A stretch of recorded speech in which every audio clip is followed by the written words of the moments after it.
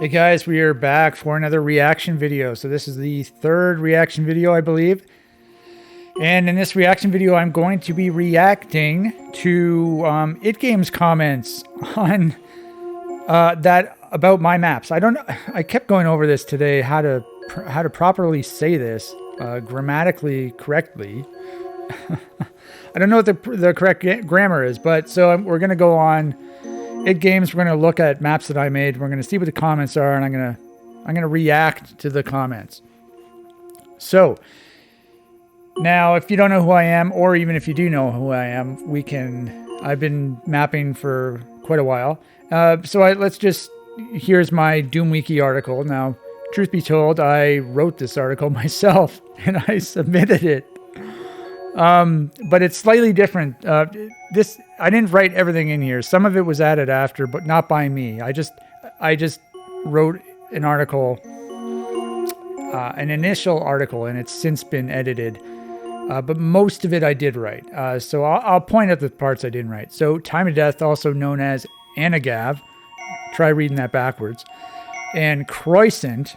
By the way, Croissant, I believe I released 2 maps as Croissant, and I think they were the first two WODs in the No Health series. So NH1 and NH2, I believe I released them under the Croissant name. And Croissant stands for croissant. So you know the French pastry. So if you pronounce croissant like in English, like a dumbass, I was about to say dumbass American person. I wasn't talking about Americans because it also could have been Canadian. Just in English, you know, like an English person. It sounds like croissant. So that's where that name came from. Is a Canadian level designer, speedrunner, and musician. Indeed, those are all true. His maps are generally unorthodox in gameplay and design, usually with a high level of difficulty and at times unintuitive level progression. And he is known for recording demos on virtually all of them. So this is all true as well. I wrote this myself. I agree with what I wrote. Yeah, his maps are generally unorthodox in gameplay and design. Yeah, so I mean, I've made a lot of maps. And, okay, well, I'll talk about that after. Go to the next sentence. He has released over 200 maps since 2005, the vast majority of them being solo projects. Appearing in the CAC Awards once when the community project 50 Shades of Grey Tall won an award in 2015, a project he made a map for. So one of the fun facts about me as a mapper was that I had gone so many years and I'd released so many levels, and I didn't appear in the CAC Awards at all. So that was kind of a fun fact. And then 50 Shades of Grey Tall came out and it won a CAC Award. So that's not a fun fact anymore. And I believe, and I appear in the CAC Awards again. What the hell was that WOD called? I think Ultimate. Yeah, was it Ultimate Doom in name only? I think that also won a CAC Award. So I've been a part of 2 CAC Awards. Though it still is sort of a running gag because those were for 2 community projects, and so most of my maps were solo projects. So one of my solo projects, I still haven't won a CAC award for one of my solo projects. So basically, I've had like a beef with the CAC awards ever since 2008. So back in those days, you would make, so now on Doom World, there's like a thread where you post your recommendations for CAC Award winners for the year. And then I guess whoever writes the CAC Awards goes through all the WODs in the list and see which ones they want to pick. And so, but back in 2008, back in the earlier days, there was a blogs section on Doom World. So it was basically like a sub forum that was labeled blogs, and I think you had to be logged in. You had to be like a member of the forums in order to view the blogs section. And so that's where the CAC Award nomination thread was. And so 2008 comes around and I released Smedley, my map called Smedley. It was a Zdoom Slaughter map that was it was a remake of map 1, Doom 2 map 1.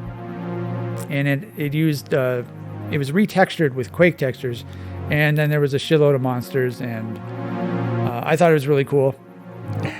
And apparently someone else did too, because they posted it in that thread for the recommendations to win a CAC award.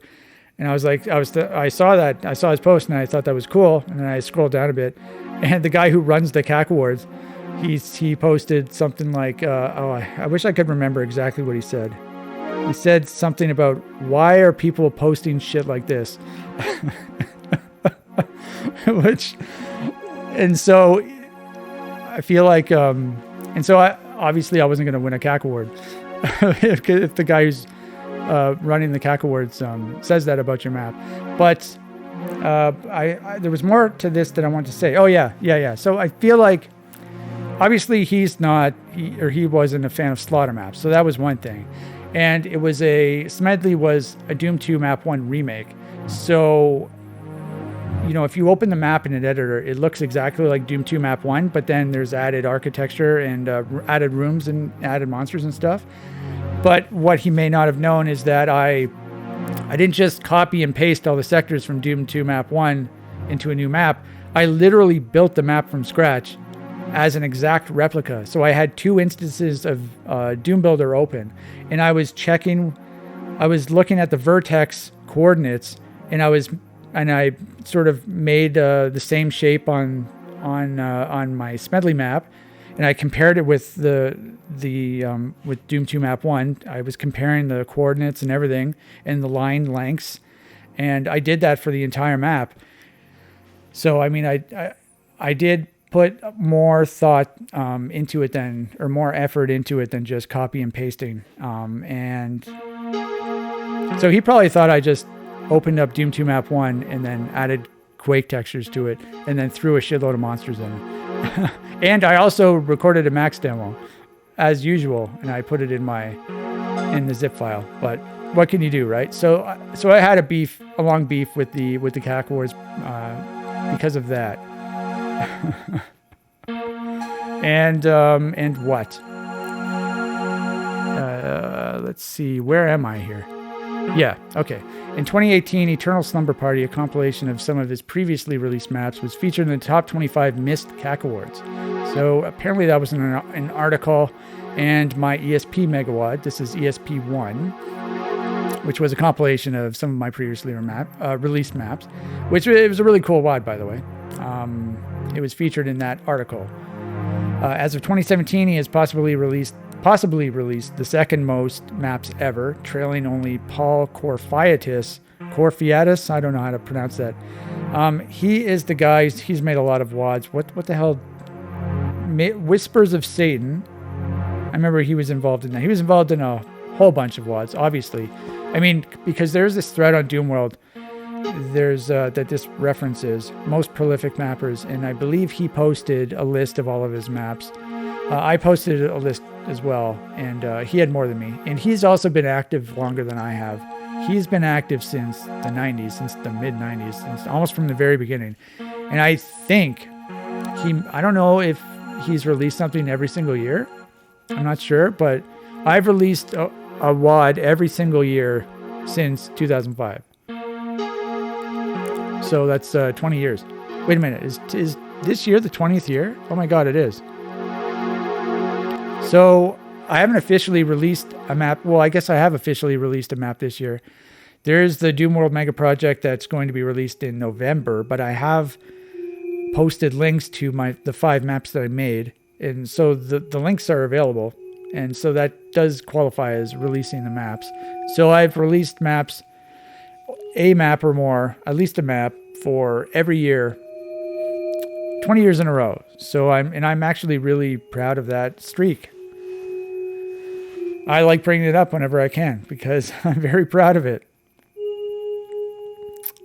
But I'm still a lot of maps behind Paul Corfiatis, and also my mapping has decreased drastically, my mapping output, because I've had problems with my arms and my wrists for 5 years now.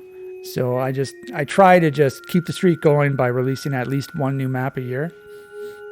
And I was able to make 5 maps earlier before my wrists went to hell. So hopefully next year I can continue with the streak. Let's keep going. He has recorded over 67 hours of demos on the Speed Demo Archive. That's pretty good, on the Doom Speed Demo Archive. And it is possible that more of his WODs have been recorded on than any other mapper. So this thing, DSDA Top 20 by WOD count and more. This was a thread, I believe it was posted by Never Again. And he calculated how many WODs each author had made that had been recorded on at least one demo, that had at least one demo for on the Speed Demos Archive, the Doom Speed Demos Archive. And apparently I was number 1, much to the surprise of him and probably everyone else, but not to the surprise of me, because whenever I have a lot of maps released, a lot of WODs, and whenever I release a WOD, I always record demos on my maps. That's part of my mapping process. I always record a demo. And so, yeah, I wasn't surprised by that, but that's pretty cool. I don't know if that's still true or not, if I'm number 1, but let's keep going here. Where are we? In 2009, he began playing through the Levels/Doom 2 folder on the idgames archive from the beginning. Single player maps by WOD date, not upload date, and has played up to February 2007. So, and then last year, 2023, I did it all over again. And I have it on video in my Time of Death plays through idgames. I've got over 400 videos dedicated to that. And I started from the beginning, and I only made it up till 1998, sometime in 1998. But I did get over halfway through the list, but still, I'm only on 1998. And here I got up to February 2007. So I started in 2009 originally, and I got up until like 2017, but I didn't have a set schedule. I was just sort of doing it on and off. And I did make it up till February 2007. But then I decided to do it all over again last year, and I did it for 400 days, and then I had to stop because of my wrist. So hopefully I can get back to that again, because I had a lot of fun doing that. He is also known as the creator of the ongoing Doom World Mega Project series of annual community mapping projects. That's true. The DMP started in 2012, I believe, was the first year. So that's been over 10 years. Yeah, I didn't mention what I didn't write. I didn't write appearing in the CAC Awards once. I didn't write this because I believe when I started... I don't know. Honestly, I don't remember. Because I feel like when I wrote this article, I hadn't been in the CAC Awards yet. So this would have been differently worded. I didn't write this in 2018, Eternal Slumber Party, the 25 Missed CAC Awards. I did not write that. But I think I wrote everything else. I think so. And then down here we have, I talk about my music. He physically plays guitar, drums, keyboards, and performs vocals in his one-man death metal band, Nostril Caverns. Shout out to Nostril Caverns. X Time of Death. Time of Death was the name of it originally. Yeah, I changed it to Nostril Caverns in 2012. I started Time of Death in 1999, and before 1999, it was called Crippler. Back when I was in high school, recording on cassette tapes in Newfoundland, St. John's, Newfoundland, when I was some dumbass teenager, dumbass shithead teenager. Good times though. Where he has written and recorded hundreds of songs and released many albums since 1997. Some of these songs appear in his Doom maps, either in their originally recorded format or in MIDI format. So the reason I emphasized physically. So I'm needling the other musicians of the Doom community here, needling them. Sort of jokingly, but also not jokingly. I'm needling them hard because, you go on Doom World and there's a lot of musicians there, but they all sit in their chair writing the music in the computer and getting a computer to play it. They're not actually playing an instrument. Literally every single musician on Doom World I think, well, maybe not literally, but the vast majority of musicians on Doomworld, like who either make MIDIs or, they make MIDIs and stuff. They just write the music into a computer, and the computer plays it. Whereas me, I like to emphasize that I physically play all the instruments and I record the music myself. So, but it's funny. I mean, you post your music on Doomworld, and if you're in an actual band, they don't give a shit. If you make MIDIs, then it's like it's played by a computer, that's what they're interested in. But it's literally the episode of the South Park episode where the Guitar Hero episode where the Randy, the father, the kids are playing Guitar Hero and they're playing some like old school 70s old school rock song, and then Randy comes in with an actual guitar and he starts physically playing the song, and the kids couldn't give a shit. That's literally what what Doomworld is. So that's me needling them.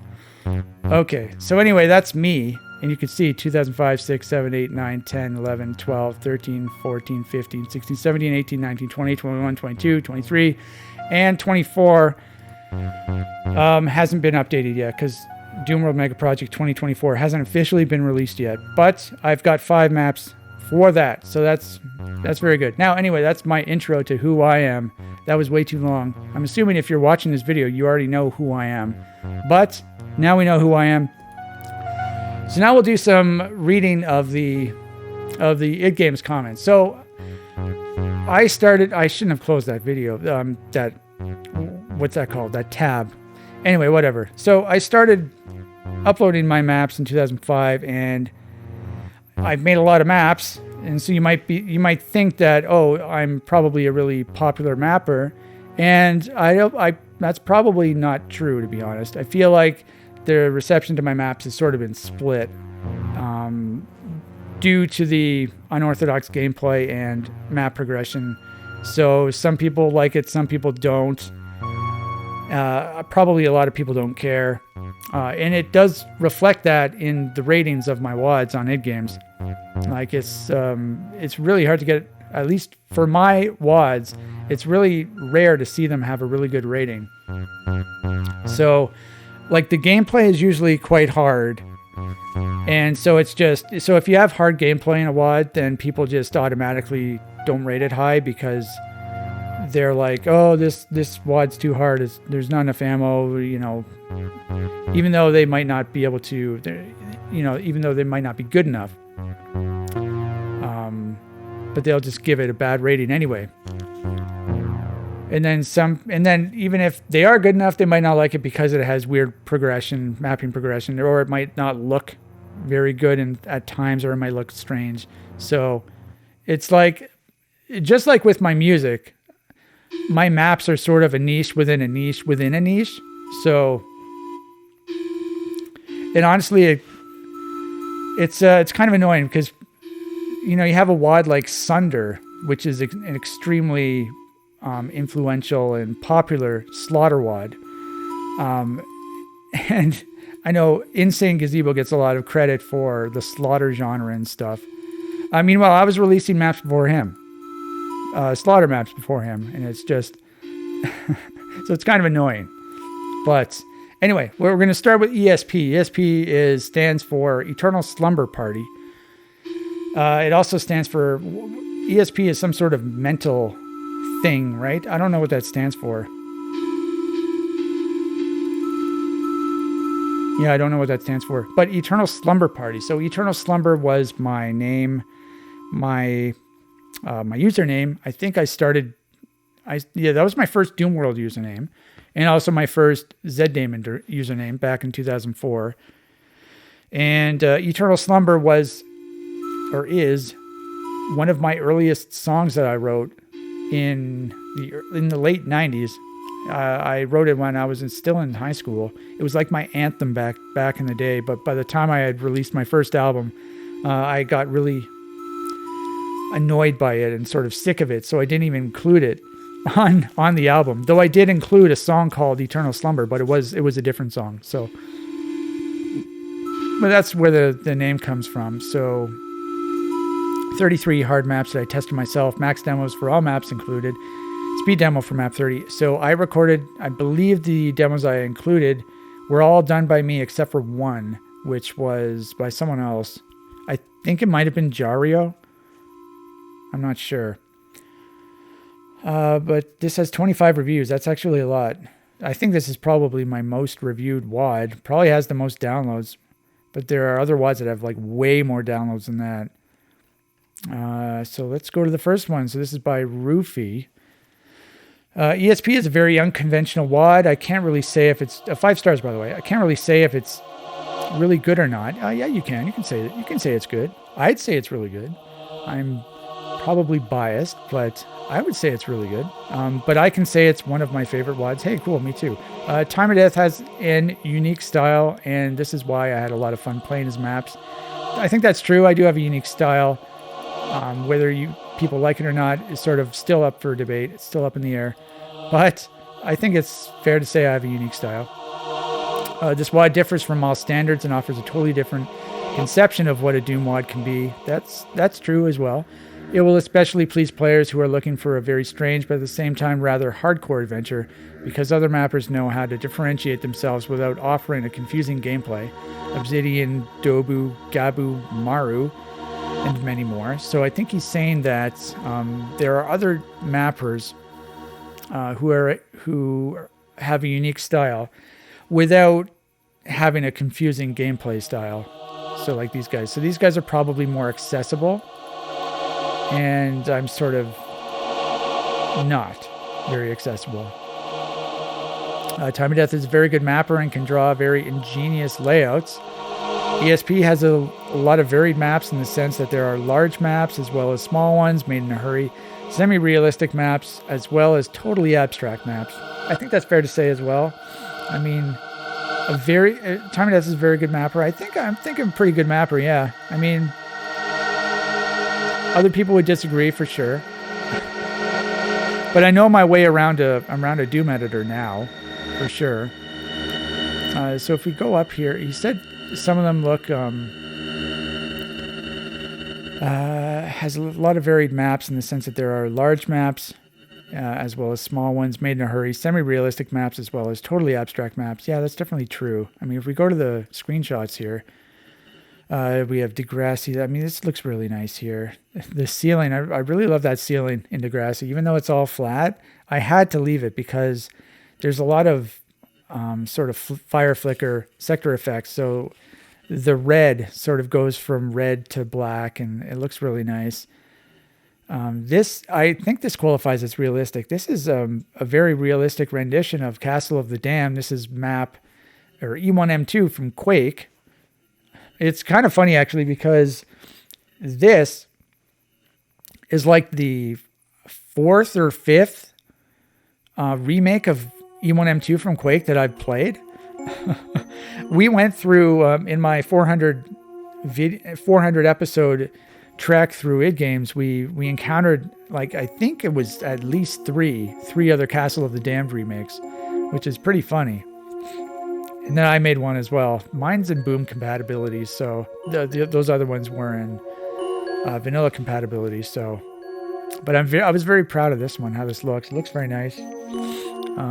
Yeah, this Degrassi, Escaping the Spiral Labyrinth, and D-Holes, they're just absolutely huge maps. That's like the holy trinity of huge Time of Death maps. This is Smedley. I was talking about that earlier. And then you have stuff like Split Wide Open that is just so nonsensical in terms of design. And there's another one too, Forest of Undesirables as well. You can see it has the fire blue sky. Fuck off, I didn't mean to do that. And then we have, I'm looking for the last one, the last nonsensical design. Yeah, this one, Merkin. So this is like a Hall of Mirrors, a literal Hall of Mirrors, using the Hall of Mirrors effect. It's not the best screenshot to display. I think we have Merkin on top, or on tap, I should say. So we'll be seeing that later. Okay, let's go back to the review.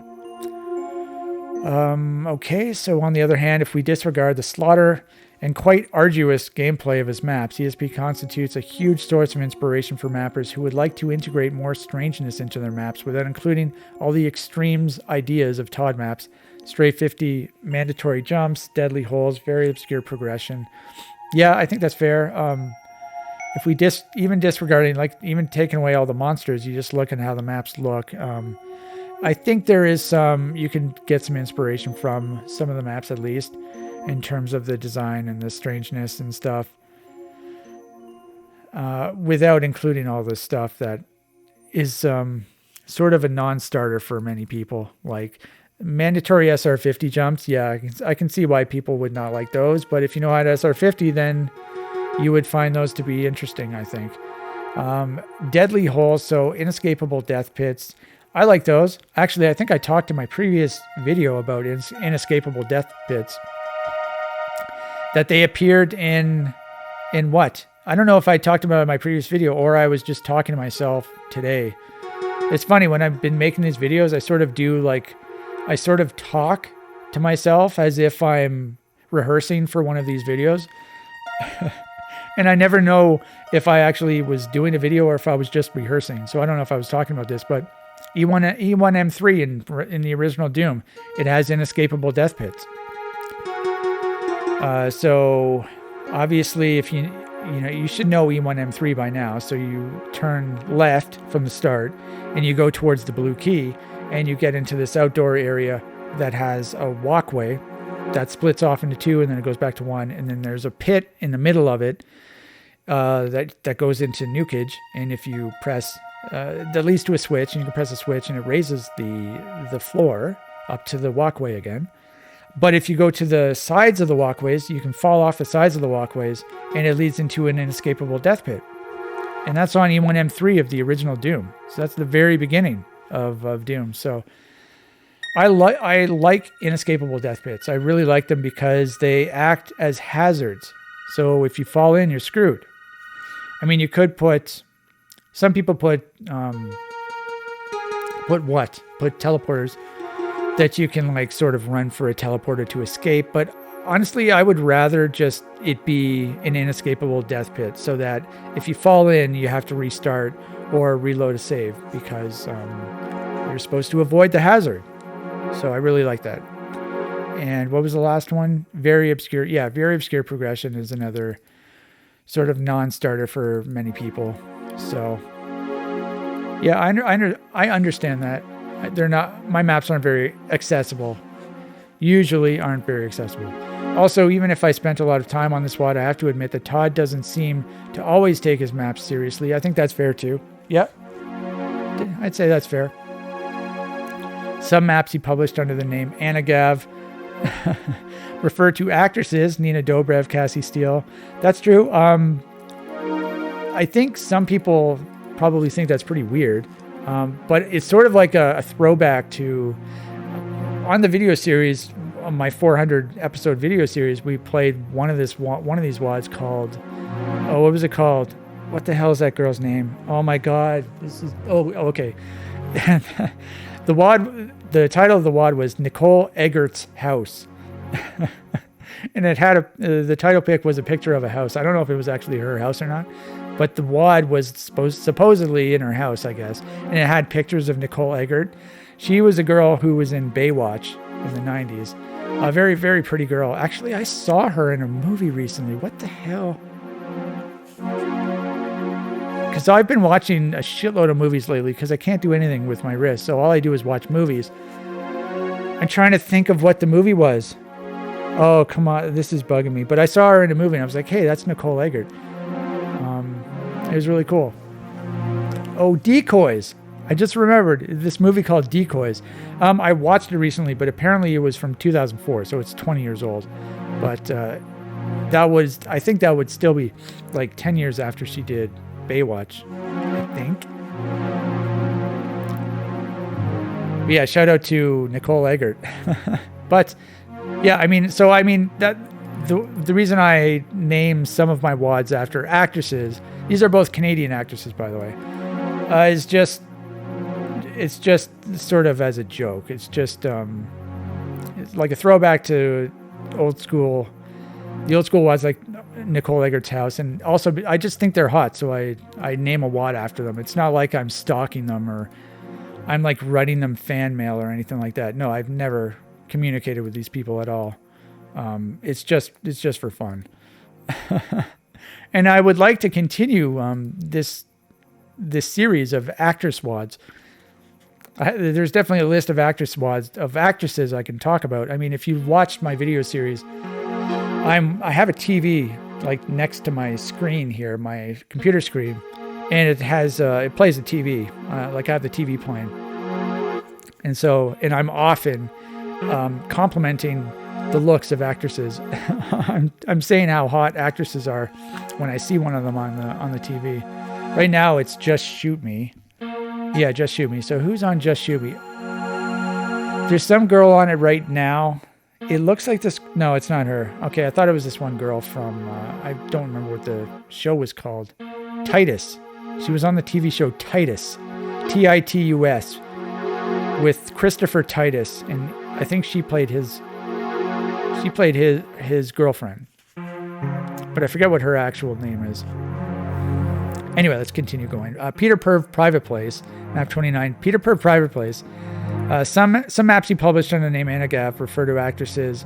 Peter Perv Private Place has some questionable secret pictures. That's true. The original version of Peter Perv's Private Place it's pppp.wad, and the original version has like this secret area that has a bunch of like porn pictures, not porn, but it's like just naked girls, naked ladies. And so that's another throwback to we've encountered some of the naked ladies on the idgames playthrough, on my 400 episode playthrough. Some of these WODs will have a hidden picture of a naked chick, so that's sort of a throwback to that as well. But in this ESP version of PPPP, I believe I censored out the naughty bits using some sprites. So you can't actually see any nudity. Some maps are so abstract that they no longer look like something. Yeah, map 10, 14, and 33. I talked about those actually. Those are the ones that look very strange. This one right here. And where are the other ones? 10, 14, which is map 14. Map 14. Oh, here's map 10. Oh, 14, yeah, split wide open. Yes, these are the ones I talked about that have really nonsensical design. And where do we hear? Or some maps have a far-fetched scenario. Degrassi, Nina, Dobrev 1 and 2. Yeah, I mean, these don't really... it's a scenario. It's basically just a very short story. I mean, I think for the Nina Dobrevs, it's basically save Nina Dobrev from the monsters. That's the scenario, I guess. However, most of them offer an interesting adventure, especially Cassie Steele, which is one of my favorite maps of the Mega WOD. Yeah, Cassie Steele is a really cool level. It's probably my most adventurous map that I've ever made. I mean, Degrassi, Escaping the Spiral Labyrinth, and D-Holes are very adventurous as well, but Cassie Steele is adventurous more in a classic style way. It's this one right here. The gameplay is more subdued compared to my usual sort of slaughter map gameplay. It's mostly super shotgun gameplay. You're fighting like revenants and other monsters. But there is rocket launcher gameplay, and there's a little bit of BFG action. I believe there is only 2 cyber demons, and then I think you use a BFG a couple other times. There are some arch files as well, but it's sort of like more classic style gameplay. It's sort of inspired by those long and epic, really cool maps from the 90s that I played on the video series. We played a whole bunch of them. And so that's what I was trying to get at when I made this. And yeah, Cassie Steele is vanilla compatible. So that's pretty cool as well. So let's continue. So best maps, the best maps in his opinion, Degrassi. Yeah, can't disagree with that. If you're looking for a time of death map to play, you might as well play Degrassi. I actually played that in the video series. I believe it was on it was in episode 150 I played it, and I spent like literally nearly 4 hours playing it. It's very long and it's tricky to do. And I remember there's this one part. It's got some neat puzzles, I should say. One of them especially, it's like a platforming puzzle that you have to be very precise with your movement. You have to strafe run. You have to be very precise because there are these 4 platforms that are raising, and they're not raising, but as you walk onto each of the platforms, they raise. There's this central platform that's raising, and then you have to walk around. You have to walk up these platforms as stairs, and you have to do it very quickly, and you have to be very precise in your movements. And I was playing with my trackball. I had designed it to be played with a mouse, and so that's what I recorded a demo on it using a mouse, and I could do it reliably. And then I realized as I was playing the WOD, I got to that part, and I was like, oh shit, I've never even played it with a trackball before. And using a trackball, you're less... your movement is less precise compared to a mouse. And so I bet it took me, I don't know if it took me over 10 minutes, but it took me so long just to do that puzzle, like ridiculously long. I should make a clip of it and post it on YouTube, but it took so long, and I was doing a lot of swearing. The Room Below, that's a very good map as well. That's a Doom 1 map. I've literally only made a few Doom 1 maps because I'm very anti-Doom 1, because there are many more monsters in Doom 2, and you have the Super Shotgun in Doom 2 as well. You also have the Megasphere in Doom 2. So I am much more a fan of Doom 2. However, I tried to make a really good epic map in Doom 1, and I was very happy with how this turned out, The Room Below. And actually The Room Below was designed for like the original Doom, not Ultimate Doom. Ultimate Doom has the same amount of line def actions as Doom 2. And the original Doom, the 3-episode version of Doom, only has...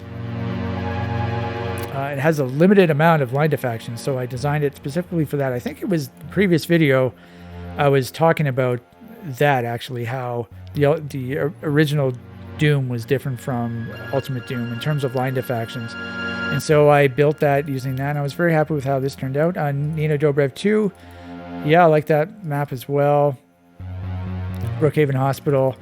Yeah, so, I mean, Brookhaven Hospital was a remake of the Silent Hill 2 Brookhaven Hospital. So I didn't make up the layout. I didn't come up with the layout. I also didn't come up with the map progression, but I did, like, I sort of built it in the style of Brookhaven Hospital. I mean, it uses the same layout and map progression, but I did the same placement and the theme, texture theme and stuff. But so I can't really take credit for that. And then Cassie Steele, yeah.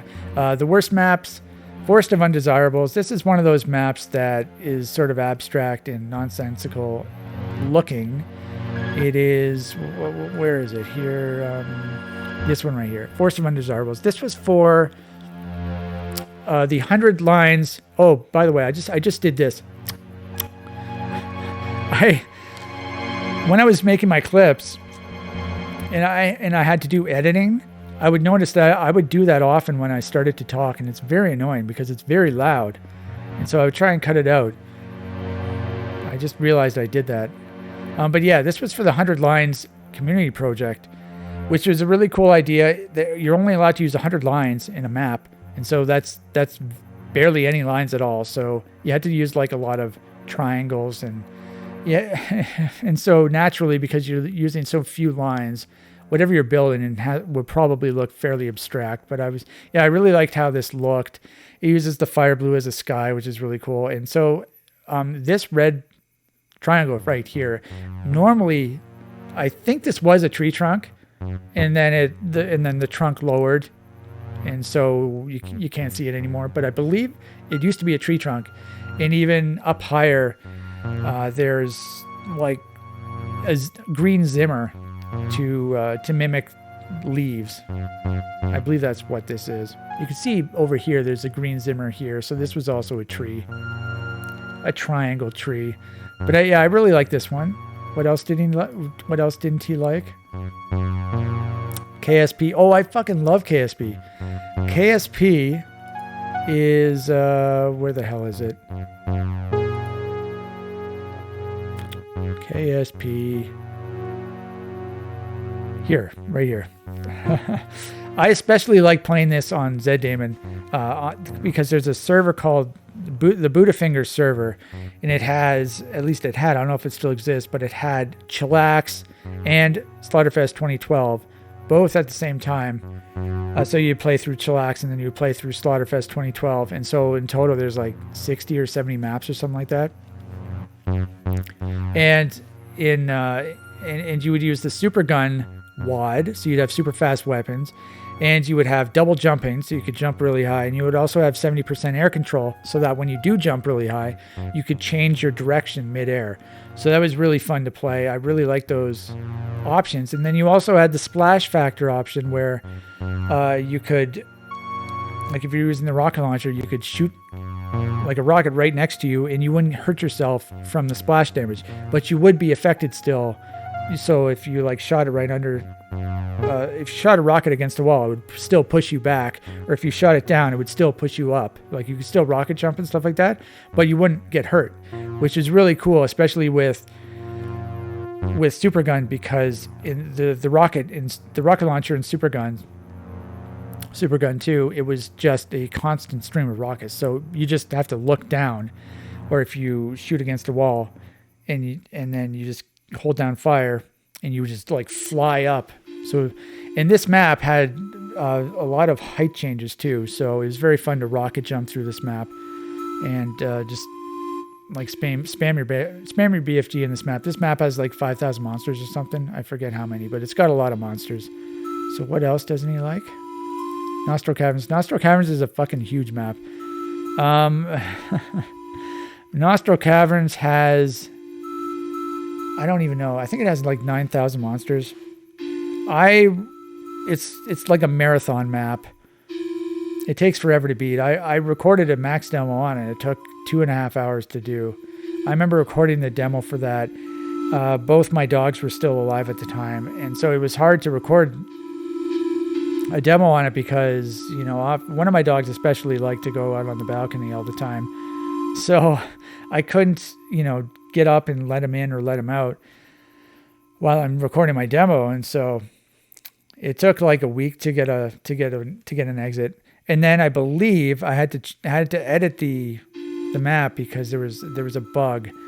And so I edited it and then I did another exit and I improved my time slightly, but. And then he did, Bump. Yeah, Bump is an obstacle course map. A pretty cool idea. So Bump, I think I originally started it.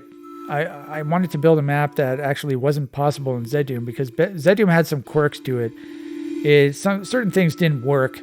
So Bump was, at least in the very first thing you do is you do a key bump, like a key grab. There's a key on a pedestal and you have to like strafe run into it to bump it.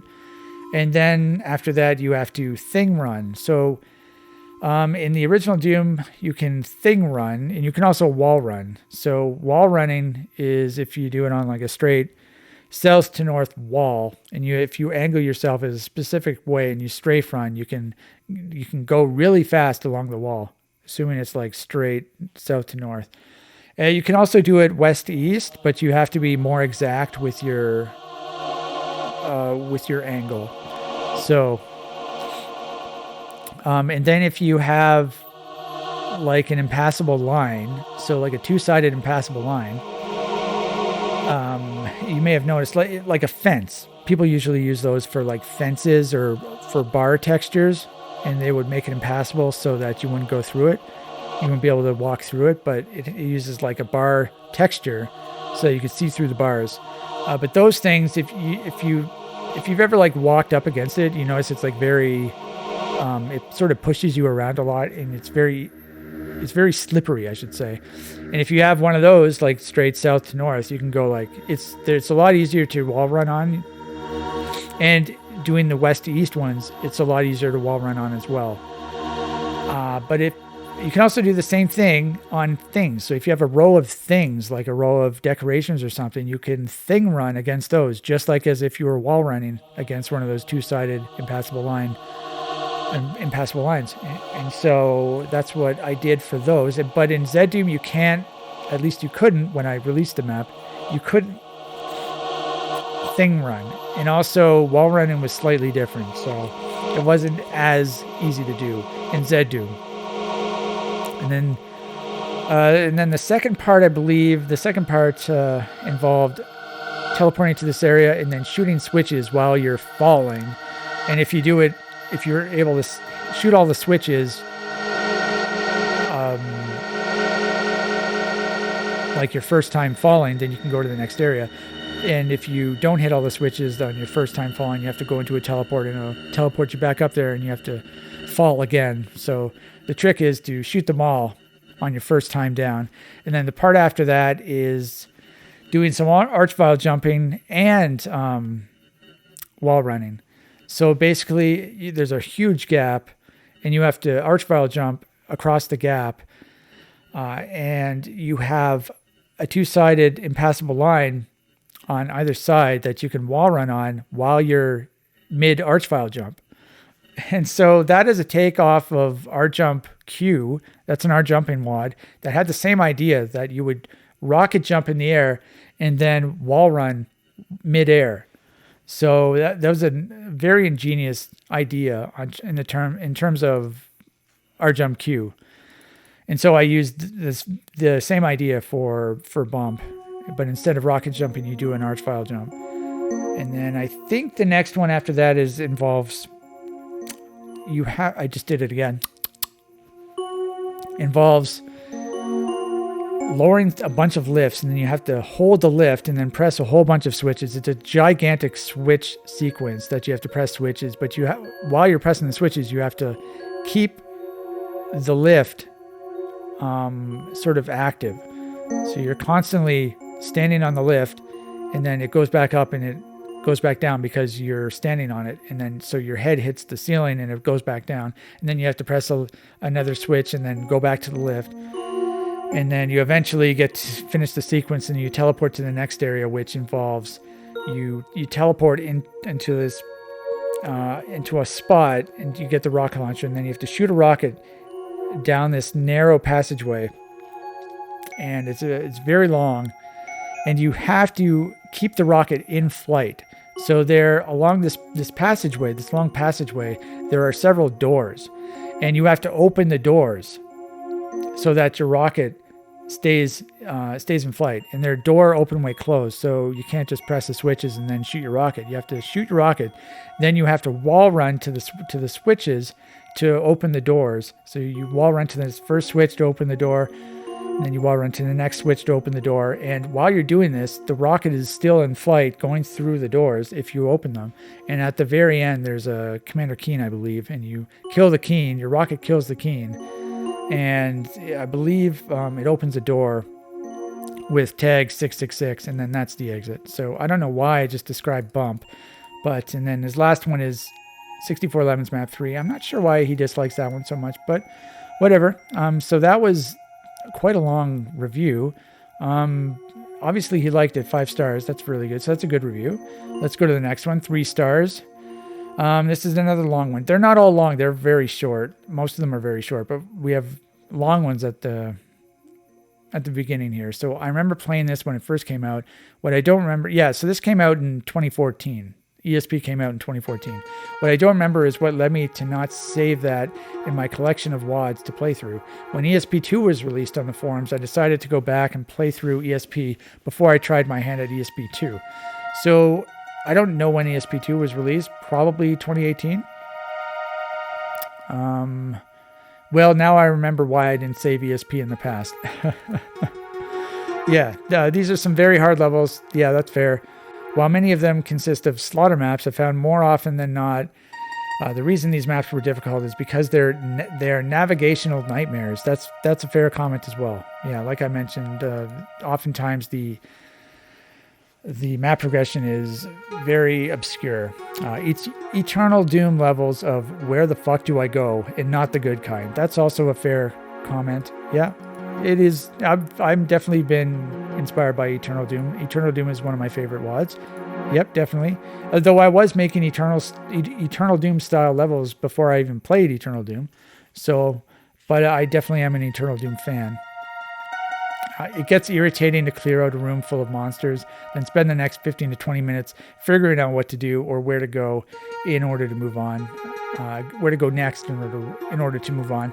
That's fair as well. I mean, if it was me, I would just open the map in Doom Builder, figure out what to do. I mean, I don't mind doing that at all. I actually like doing that in my video series. You've seen me do that all the time. So, I mean, that's just part of playing a map. And it gets funny too, because sometimes you'll come across a map that is just so confusing that even though you have it in you're opening it in Doom Builder, you still don't know what to do because the map is that confusing. So you notice I usually open up like Jim Flynn maps or something like that, and some of these maps just get so confusing, and including some of my maps are pretty confusing too. So I would open up the map in an editor. Some levels seem broken as well, though. This could be because I was using GZ Doom with compatibility settings set to boom. Yeah. The maps are obviously all the maps are possible because there's demos for literally every map. There may be a couple bugs though if you do something in the wrong order, or if you skip a line def, there might be a problem. GZ Doom, you can't skip line defs, so it's possibly a GZ Doom problem. And also, if you use compatibility settings set to boom, the first, so they're not all boom compatible. Some of the maps, where the hell is that? Yeah, here we go. So comp level 9 for map 1 to 17, and then 31 to 33. So that is, comp level 9 is boom compatibility. But comp level 2 is like vanilla compatible, so regular Doom 2 compatible, and certain things behave differently, like certain floors and doors and whatnot behave differently on comp level 2 and monsters as well. So it's possible that if you play a comp level 2, like one of my comp level 2 maps in comp level 9, it might not work properly. So, and it's also possible that the map just was too confusing and he didn't know what to do. I don't know if it was intentional to use a rocket jump to reach the yellow key room in map 21, but that was what I did in order to finally get up there. No, I believe map 21 was the room below. Where's map 21? Map 21, yeah, I believe. I'm trying to think where the yellow key is. Yellow key? Map 21? 19, 20, 21. Yellow, yellow, yellow. I honestly don't know. I mean, I could open it. Should I open it? Let's do that. Here is my folder of WODs. Because I'm curious. He needed a Doom 2.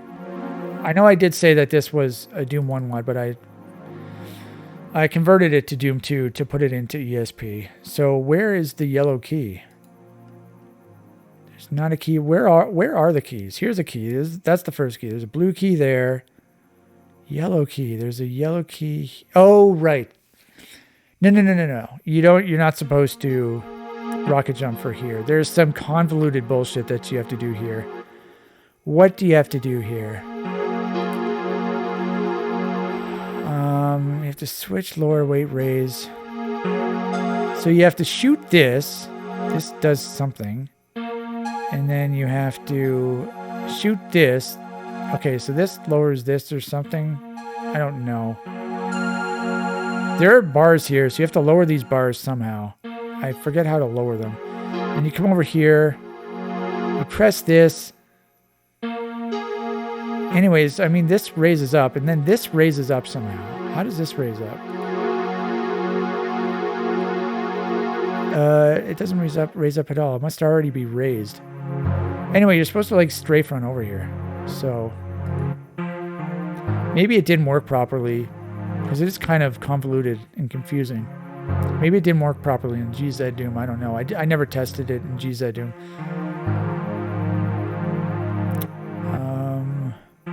So where are we now? I don't know if it was intentional.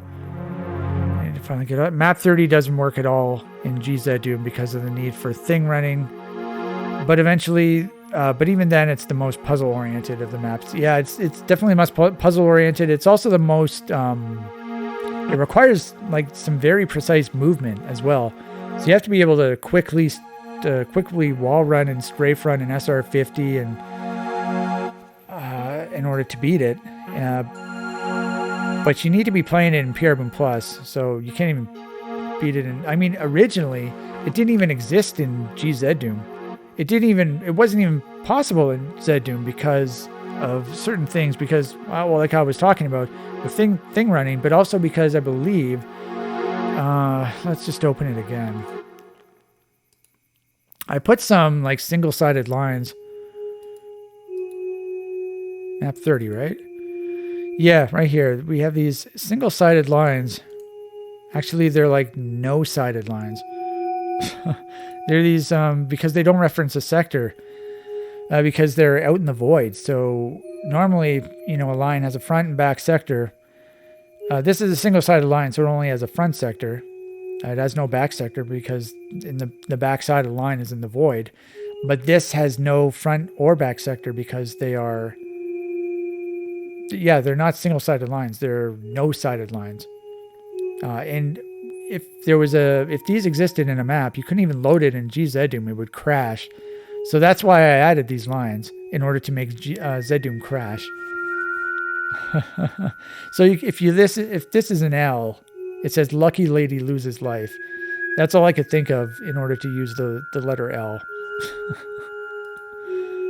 So let's continue. We're going to get to some bad reviews. Don't worry. This is sort of a lengthy process here. You can see we have Merkin and Your Mom. So there's going to be some bad reviews coming up. Don't worry. Puzzle. There's a YouTube video of map 30 being done, and that's well beyond my abilities. Now, I don't know whose video that is. I don't think I posted my video. Maybe I did. I didn't personally. Maybe my video... Maybe my demo is on there or someone else's demo. Now I know I included a demo in my zip file, especially when I made Bump. I made Bump earlier and I recorded a demo on it. But then someone did beat my time on it by a few seconds. I forget what the guy's name was. He's an Egyptian guy. Why the hell can't I remember his name? It starts with a K. Oh, this is driving me crazy. And then map 33 seems to rely a lot on platforming, but even then I was lost as to where to go. Map 33 is Merkin. It doesn't... I mean, there's some platforming, but it's not tricky platforming. It's like regular Doom 2 platforming. Yeah, it's this one. I mean, there is some platforming, but the map is so strange and sort of nonsensical in terms of the looks, so he might have just been sort of turned off by how it looked. Some levels have inescapable traps and or pits, which I'm not a fan of. I talked about this earlier. Yeah, I like inescapable death pits because they're hazards, so I'm a fan of those. I know a lot of people don't like them, but anti-shout out to map 15, Drown in Blood, for having not one, not two, not three, but a lot of fake paths that will crush you to death if you choose them. Yeah, map 15, Drown in Blood, that's a compilation. That map itself is a compilation of 5 maps that I made in 2005 for the Drown in Blood Megawad. That's my first mapping project that I was involved in. Those were co-op maps, and I decided to make a single-player version of that. I believe, yeah, that map actually came from... I added it originally to Tom 19 Dalwad, Time of Maps. That was in 2009. So I added, in Drown in Blood, I added map 1, map 9, map 3, map 4, and map 5 together into one gigantic map.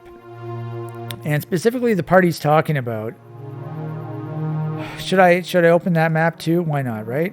I don't know why I don't just leave it open in Doom Builder. So if I remember correctly, it's map 15, right? Yeah, so here we go. So here's map 1. Map 2 is up here. Map 3 is right here. Oh, sorry, this is map 1. This is map 9. Map 9 used to be map 2, but then it changed to map 9. This is map 3. Map 4 is right here, and map 5 is down here. And here. So what am I talking about? That specific part of map 4. Yeah, map 4 down here. So in this part, you have to like gain access to this area. So you have to do something, and then it lowers these barriers here. There's like a barriers right here. And then you fall down. This is a huge pit. You can see up here the floor is 144, and then you fall down negative 5,000. So you fall down into this pit. And then you have to press this switch to lower this, and then you have to go over here. And then here's I think there's 8 of them, right? 8 or more than 8. 1, 2, 3, 4, 5, 6, 7. There's more than 8. So there's a bunch of hallways, long ass hallways. And each hallway at the end, it sort of leads to a crusher. So you can see that there are switches along at the end of each of these hallways, and every single one leads to a crusher at the end, except for this one. And I believe it also has, this one uses the satyr switch, and the other ones use the lion switch. So it is possible to figure out which one is the real one. But the reason I did this, and if you press this, it lowers a lift, and then you're able to teleport out. So you have to pick this specific one in order to continue with the map. And I think if you press this, it also opens up the next area of the map, but you have to teleport back. But the reason I did this is because Drown in Blood was a co-op WOD, and so in co-op you can die and you can respawn. You're allowed to respawn in co-op mode. And so sometimes, when we were making our WODs, our Drown in Blood maps, we would use that mechanic intentionally. So you get to a specific part of the map, and then you would kill yourself or you would die in order to respawn at the start to continue on with the map. And that was a really good idea that I believe Toke came up with in co-op build. He came up with that idea.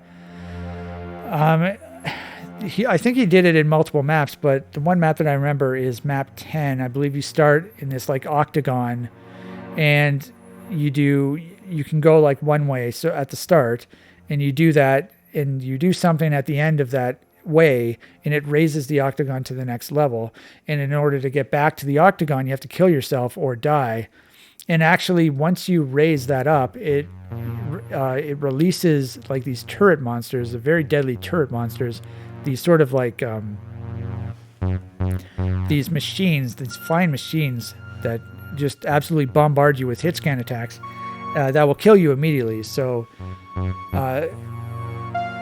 so that was the idea. You have to die and respawn in order to continue with the map. So I really like that idea, and that's why I did that. So I shouldn't have closed it, but oh well. Let's go back to the review again. Some levels have, I already talked about that. Okay, so I know it seems like I'm coming down hard on this Megawad, but I did enjoy it. I think everything he said so far is completely reasonable. I mean, even if he doesn't like it, that's one thing, but he's being completely reasonable. I know it, just not in the usual sense. I did cheat. I used God mode, eventually used SV_infinite ammo 1 just so I could observe the construction and flow of the levels. Something I've actually did on my YouTube channel, I played through the first ESP, I played through it with Supergun WOD. It was very fun. You can go through the maps very quickly, just spamming the BFG the entire time. So if you don't want to play it the normal way, you can play it with Supergun.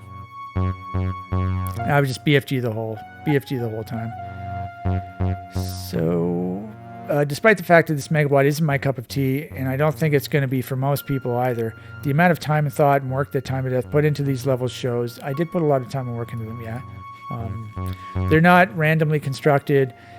That could be argued though for some of them, like the 3 maps.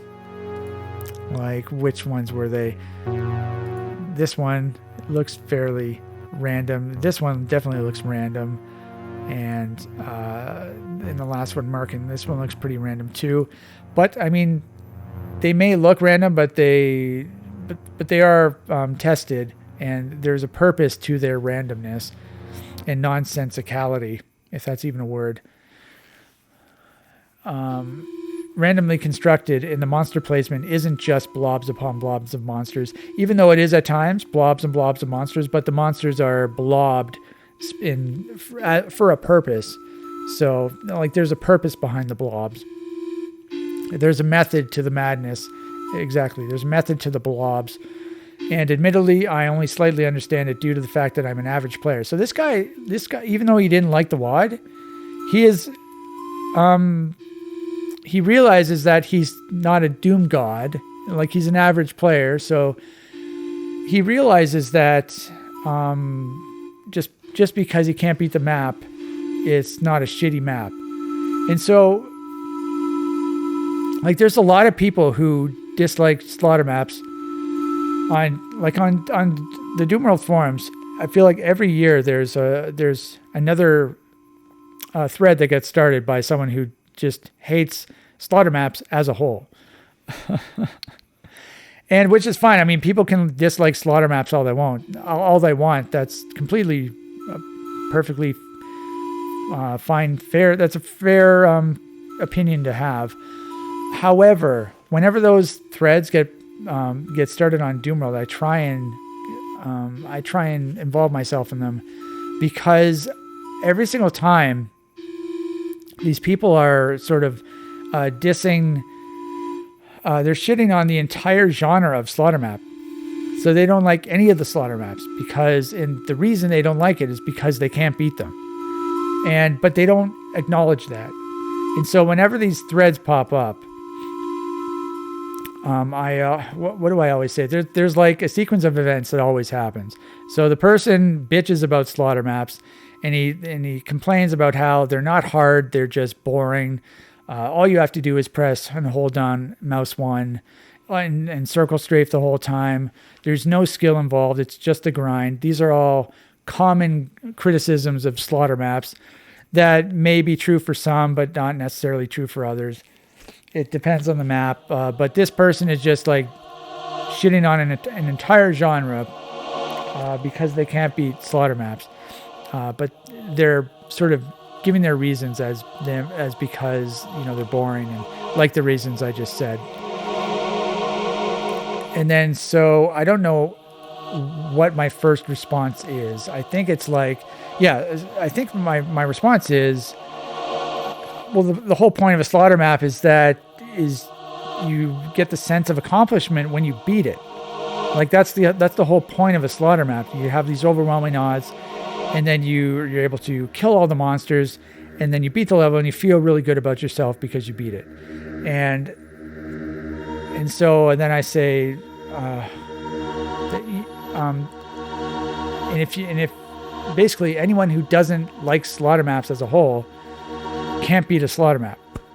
And then the person just gives more reasons about, slaughter maps aren't hard, they're just boring and that sort of stuff. And then it comes back to me, and I always say, okay, we'll just record a demo of you beating the slaughter map to show that you can beat a slaughter map. Because the only reason people don't like slaughter maps is because they can't beat them. And literally nobody has recorded a demo. I have suggested that people record a demo. These slaughter map haters who say that slaughter maps aren't hard, they're just boring. I tell these people, record a demo then. And none of them do. Literally none of them do. So, I mean, it's okay to dislike certain slaughter maps, but disliking the entire genre just means you can't beat one. So, but this guy realizes that, he's not necessarily a doom god, he's just an average player. So, I mean, it's fine. If you acknowledge that, then that's completely fine. I feel like one needs to be on the skill level of Time to Death to fully appreciate what he's made. Thank you. I feel like that too. I feel like that too. Ultimately, this feels like a set of maps made for him. That's exactly what it is. That's exactly what I do when I make a level. Because like I mentioned earlier in the video, I think I mentioned that earlier in the video, part of the mapping process is recording a demo at the very end. So I make the map and I make it exactly how I want it and how I want it to play. And then at the very end, I have to record a demo on it. While I'm recording a demo, I might have to tweak the map a bit in order to make it possible for me to record a demo on it. But I do that, and then I record the demo, and then I feel very like a feeling of accomplishment because I did what I set out to do. I recorded the demo, and that is the completion of my mapping process, and then I have to post it. But yeah, that's exactly what I do. I make levels specifically for me. And that doesn't necessarily mean that they're like super hard or super impossible, because they're definitely not. You can make an impossible level if you really wanted to. You just make a map full of cyber demons, no health, no weapons, make the floor damaging so you literally can't hit the exit. I mean, it's possible to make these to make super hard and impossible levels, but those aren't fun. So I make them so the maps I make them for myself, and I want them to be fun for myself. So.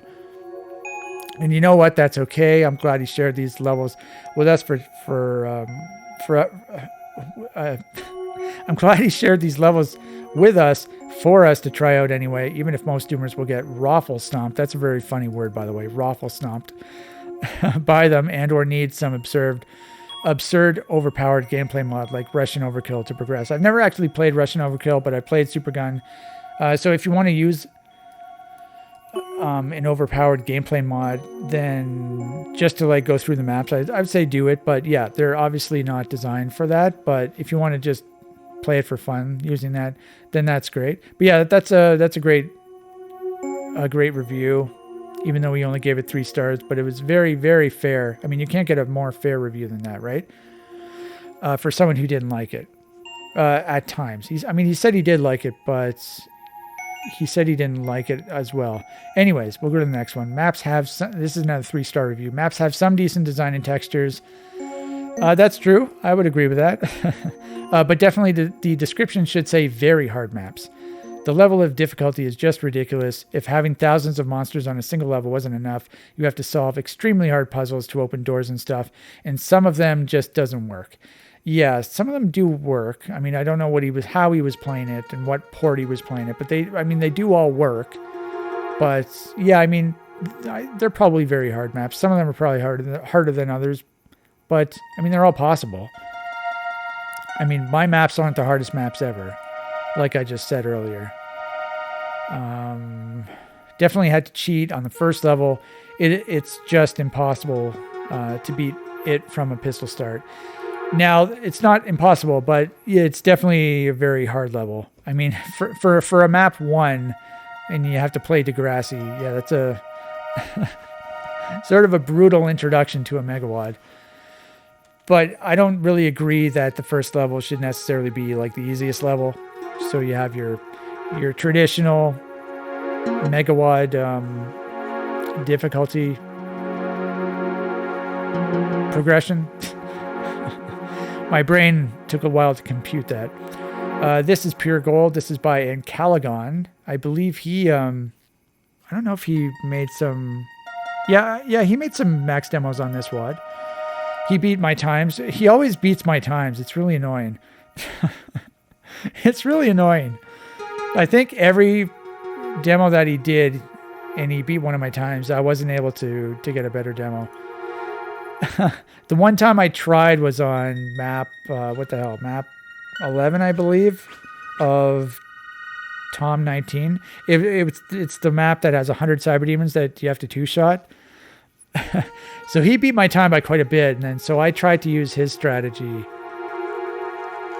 and I wasn't able to beat him. I forget what the time. I was like maybe 20 seconds slower than him, which sounds like a lot, but I feel like it was 19. I got 19 minutes and he got 18 something. And even at the very beginning of the map, I two-shotted 4 cybers in a row where I didn't let go of mouse button 1. And that's very hard to do. It requires luck as well. Normally you can two-shot a cyber demon very reliably if you do it very precisely and you sort of pick your spots to shoot them. But in order to save time, I just held the button down twice for 2 shots right in a row, and right at the beginning of the map, because I knew I couldn't. I needed some sort of advantage in order to compete with him. I also was playing with no sound. This was on my old computer, my Windows XP computer that had no sound, and so part of the speed run there is you have to sort of gather these cell charges that are in the corner of each room. And if you can't hear the cyber shooting you, it's kind of tricky, I guess. I don't know if he used his ears to hear when the cyber started shooting. I don't know, but I wasn't able to do that because I had no sound. So I would just collect the cells and then look at them and try and fight him that way. But I wasn't able to kill him, to catch up to his demo. Nahat, my cup of tea, 1 star. I don't know if that's a reference to my no health series, to my NH series of WODs. It's very funny though. 1 star again, interesting, but many doors are not opened. Some graphics are broken in GZ Doom. Yeah, so this is not designed for GZ Doom. I would definitely suggest not playing this in GZ Doom. Also, GZ Doom uses the hardware renderer. All of my maps are designed for the software renderer. I don't know if you can use because I think still some effects, some software hacks are broken in using the hardware renderer. I think even now it's still not a perfect recreation. Like, I know the hardware renderer looks a lot more like, or it can look a lot more like the software renderer these days, but I think some effects and like hacks still don't work. This one is 5 stars. Ooh, screw everything else. This should have been WOD of the Year 2014. Hey, I totally agree with that. Maybe I'm a little biased, but I would agree with that. Pure brilliance. A nice choice of midis. Yeah, the midis. That is a nice choice of midis. So the midis in ESP, they also appear in the music WOD that I made for my video series, my TOD Time and a Place to Read Games video series, the 400 episode video series where I had a music WOD. And so I was very happy with those midis. I didn't make them. I think I did make a couple of midis in ESP, but the vast majority of the midis are from vgmusic.com. I talked about this before. Back in 2010, I believe it was 2010, I literally downloaded every MIDI on vgmusic.com, which was over 30,000. It was like over 33,000. I used some sort of automated program to download them all. And so they were sorted into folders based on the console. So there was a folder for PS1, for PS2, for N64, all that sort of stuff. And so what I would do, I would open a folder and I would load all of those MIDIs into Windows Media Player. And I would listen to like several seconds, and then I would skip to the next one, and I would write a list. I would compile a list of all the ones I liked. And so I found some really good MIDIs while I was doing that. I obviously didn't get through all 30,000. I didn't even get through all the PS1 or PS2. I found a bunch, and then, because it gets old fast if you're going through a bunch of MIDIs and you don't like a bunch in a row. So, but I did find a bunch, and those appear in ESP, and they also appeared in the music WOD. By the way, this music that we're listening to, these are not MIDIs. These are songs that I wrote on a keyboard, a music keyboard, and I released them on one of my albums. I believe they are on Perverse Teleportation, which is like, it's a half and half album that has songs like this, and then the other half is black metal. So these are all the ambient, atmospheric songs. I believe there are 10 of them. Let's go to the next one. This is 3 stars. I died. Now I'm haunting this level. Decent map. Thank you very much. Major Ron's 3 stars. So this guy, I think, generally doesn't like my WODs, but he can appreciate them, I believe, is what I wanted to say. Fools, women, mortals, I shall destroy every map on UV without breaking a sweat. Here, watch me go on UV. Shit, I'm dead. Hang on, that was just a test. This is the real thing. Let's go. A brief time passes. Well, I fucking died more in 5 minutes of this than I did in 3 months of N+. I don't know what N+ is. Excellent for fans of super hard maps, but ridiculous for anyone below Tatserd Kako Kako. Tatserd Kako Kako is a very good doomer. He's on YouTube as, I think his name is Tatserd Kako Kako on YouTube. He's got a bunch of Compet N records on WODs like AV. We actually competed a couple times. We did on AV actually in map 26, I believe. I don't know if he did. I honestly don't know if he also did map 29.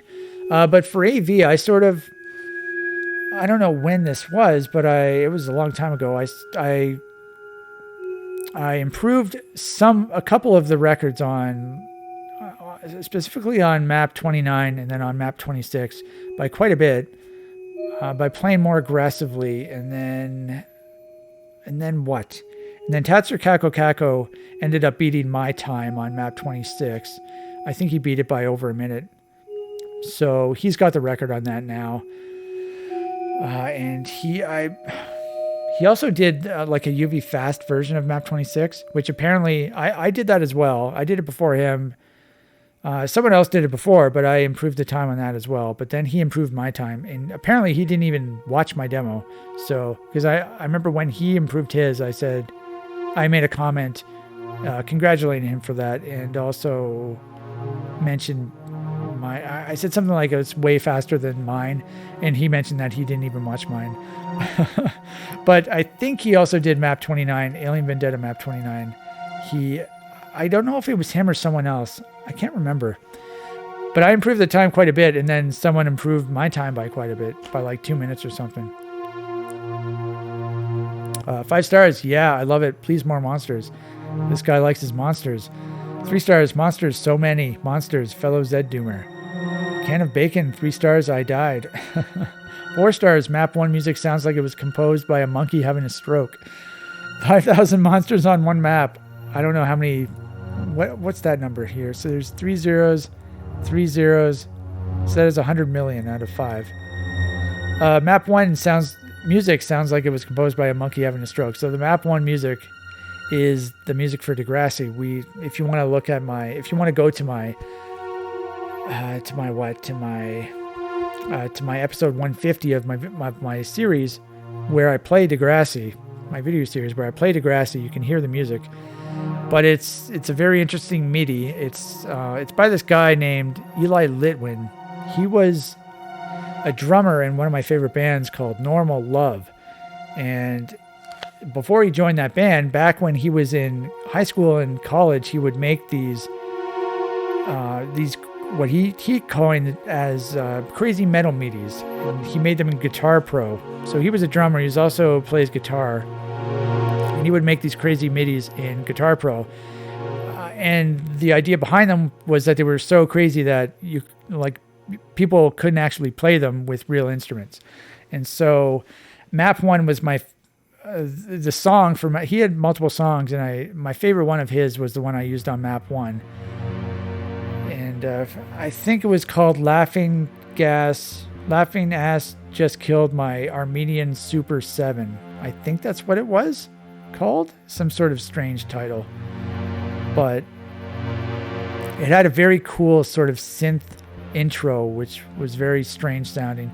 And then it went into like heavy metal music, death metal, and sort of very strange music. And some people like it, some people don't. Apparently this person doesn't like it.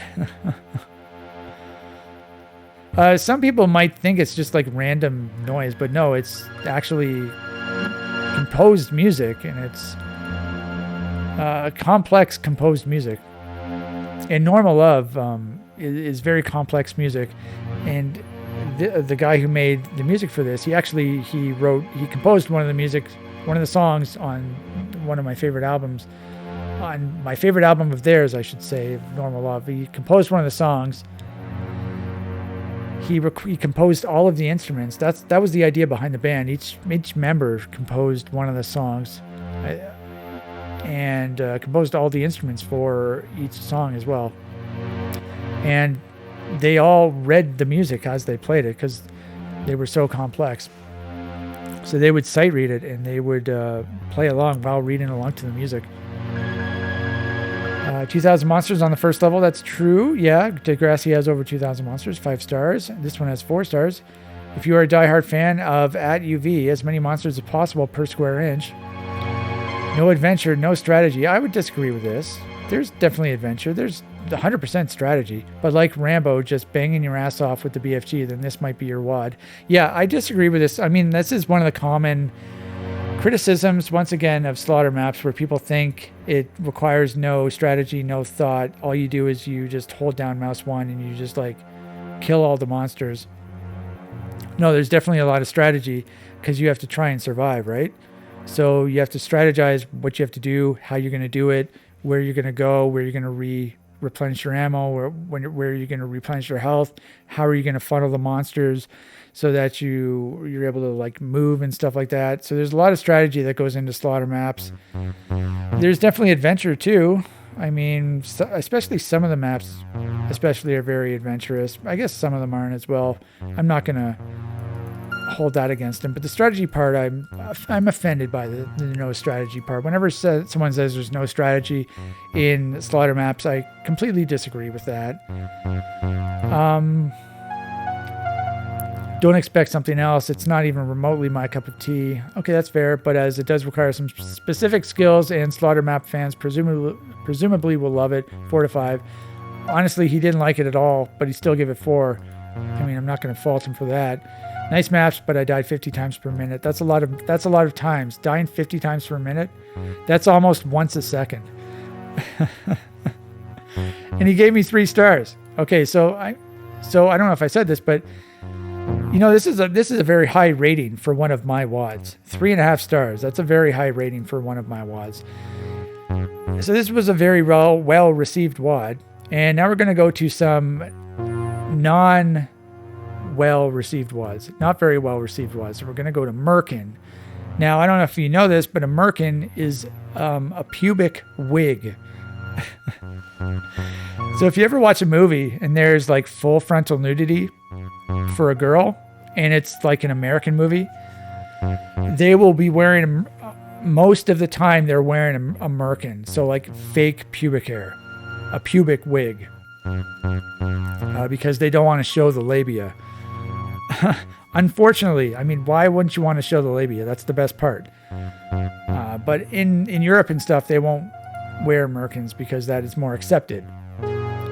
But in America, it's not. So this map is called Merkin. This was originally released in the Woo Megawad, which was sort of like a joke wad. It was a community project, like a joke community project. And whoever made these screenshots, they made some really nice screenshots.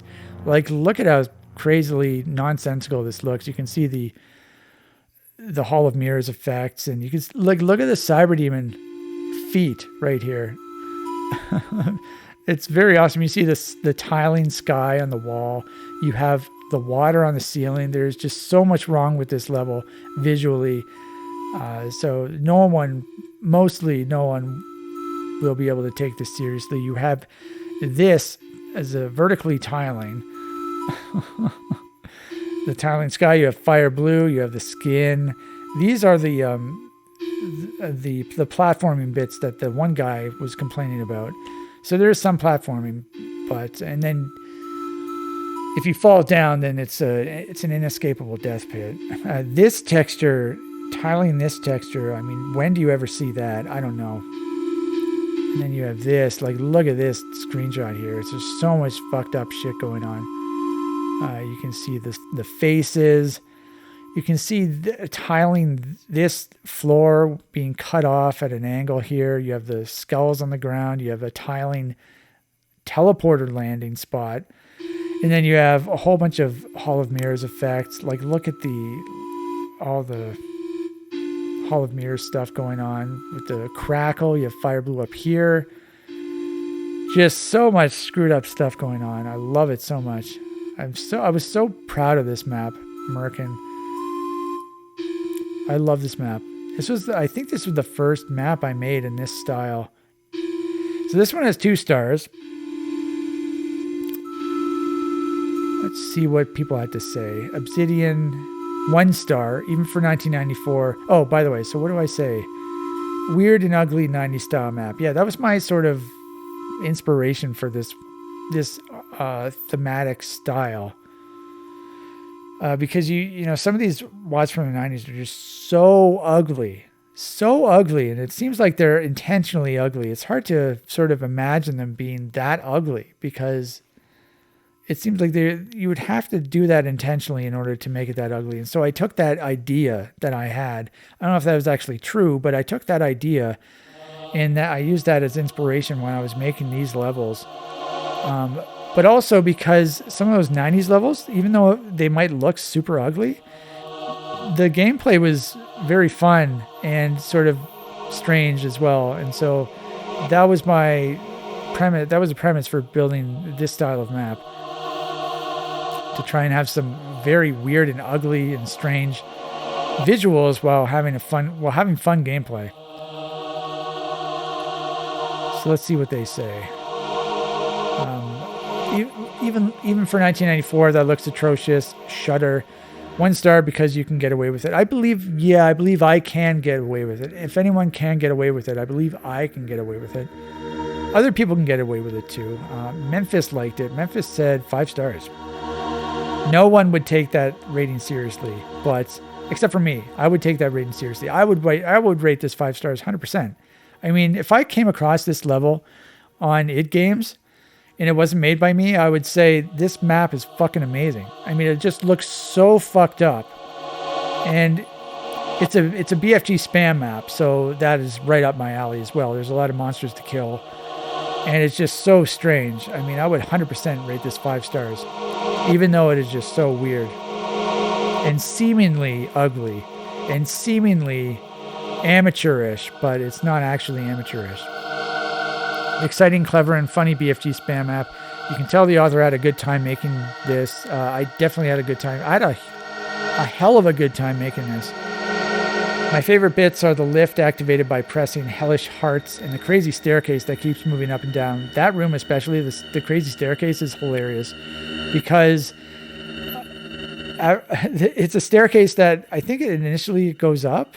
It either initially goes up or goes down, but basically you enter this room and there's a staircase, and at the end of the room there's an exit. So there's an entrance and there's an exit, and the entrance and the exit are the same floor level, and then the staircase either goes down and then back up, or it goes up and then back down, and then so you're going into the room, you're crossing the stairs, and each stair line def you cross either raises the stairs or lowers the stairs.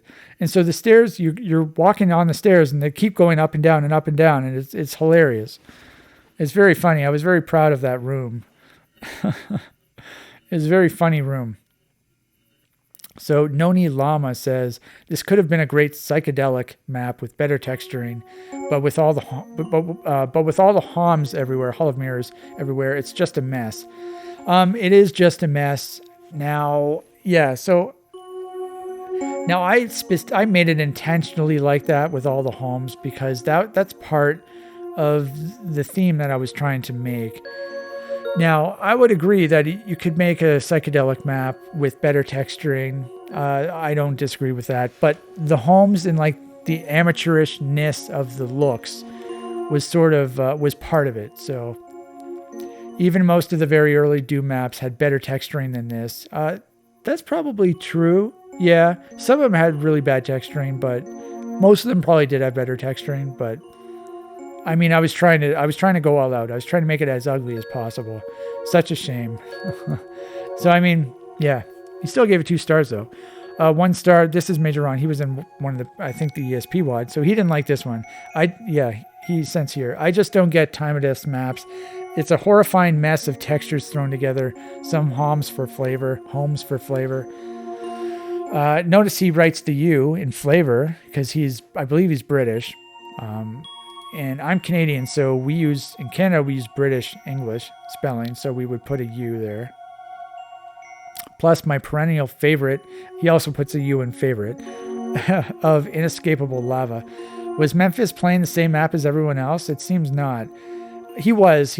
Memphis understands my motivation for making the map, and most people don't, I guess. It seems not. I suppose we can at least congratulate Time of Death for his imagination. Yeah, I was trying to use my imagination, so that's a fair point. If not, his ability to make brilliant maps. Okay, well, I would argue that this was a brilliant map, but once again, I'm biased. So, Havoc Crow says, weird and ugly indeed. Good, not so much. 1 star. I believe that is a guy playing the drums. So I play drums like that. I play drums exactly like that. Just hitting shit all over the place. So that was Merkin. So 2 stars. People didn't like that one, but Memphis liked it. And I got 1 2-star review. Now let's go to the last one. This is called Your Mom. This map, what year was this from? 2010. So when was Merkin, by the way? Merkin was 2015 or something? Oh, 2013. So that was 11 years ago. And map 10, 2010. 2010 was 14 years ago. Your Mom, in all caps. So this one has 21 reviews. This has a lot of reviews. And it's got a lot of 1-star reviews, a lot of negative reviews. So we're going to go through this. Let's just read about this file. GGG Mork posted a drawing in this thread. Apparently I forgot to write the thread title. And I made a map based on the drawing. No offense intended, honest. Yeah, so I'm not trying to diss people over their mom. This is just a joke. But the reason it's called this, and what I'm referring to in this, so GGG, I forget what the thread was, but GGG Mork posted a drawing. GGG Mork was a notable Doom mapper back in the day. He sort of started, he came on the scene sort of around when I did. I joined initially Doom World in 2004, but then I left because I was on Z-Daemon, and I came back in 2006, and I believe he registered in 2007. And we had a similar philosophy when it came to mapping. We both made our own maps. Obviously, we made our own maps, but part of our mapping process was recording a demo. So he was a demo recorder, and he also made maps. So he would make a map, and then he would record a demo on it. So we did like the exact same thing. And so we sort of bonded out over that. And so I can't remember what the thread was, but he posted a drawing. So I'm going to show you the drawing. Spoiler alert. He posted this drawing. Let's try and zoom out here.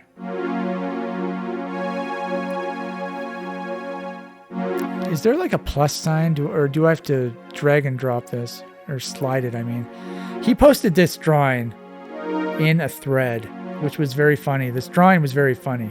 So you have like a maze here, and then you have a dick right here.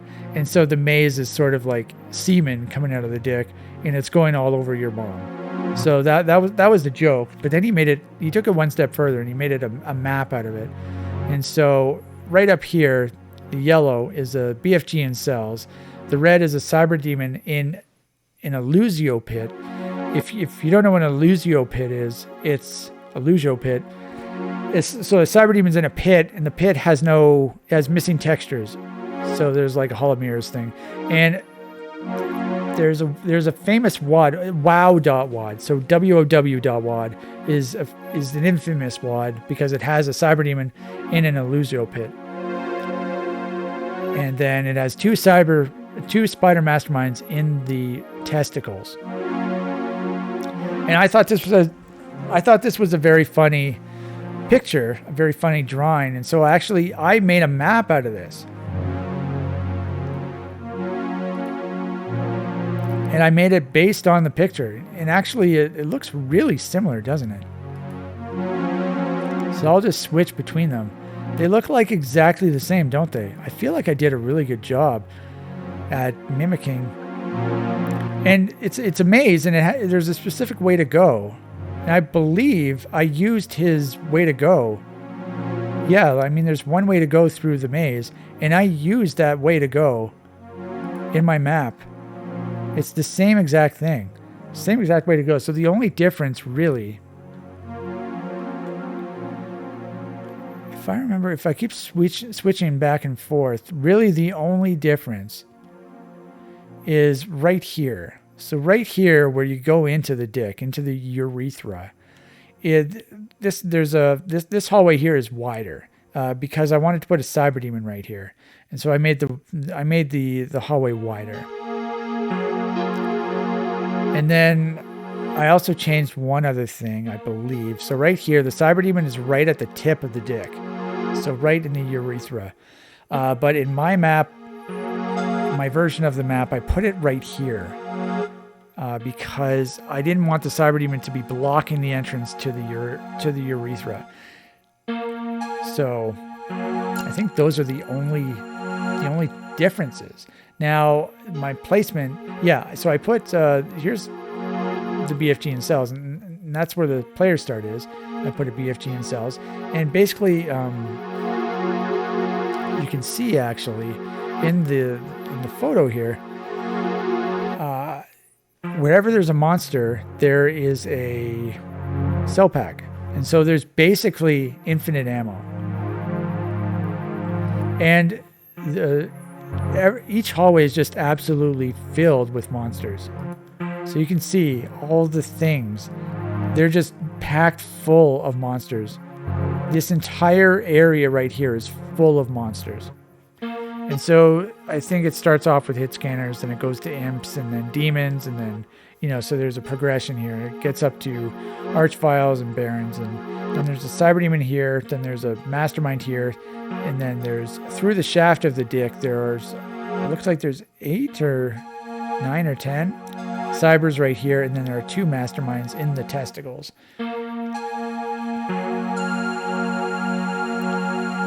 But yeah, this is a very, very funny title pick.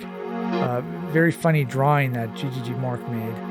And I ended up making a map based on that. So he didn't have any monsters. Well, he had a few monsters, but I added monsters all throughout the Your Mom section. So that's where the map came from, by the way. So, and it's unfortunate because, I mean, this is how it looks through through the maze. This is how it looks. It just looks like this. It's just dark hallways with a water floor, and it's full of monsters. But there's an interesting sort of feature to this. I'm just wondering, should I show you? I think I want to show you. Okay, so I'm going to kill everyone. All right. Okay, so let's just get everything so that, my screen will stop. My screen will get back to normal. There we go. So there's a cool feature in this. If you go to, wait a minute, you're supposed to be able to see through the walls. What the hell? I was able to see through walls when I made this. What is going on?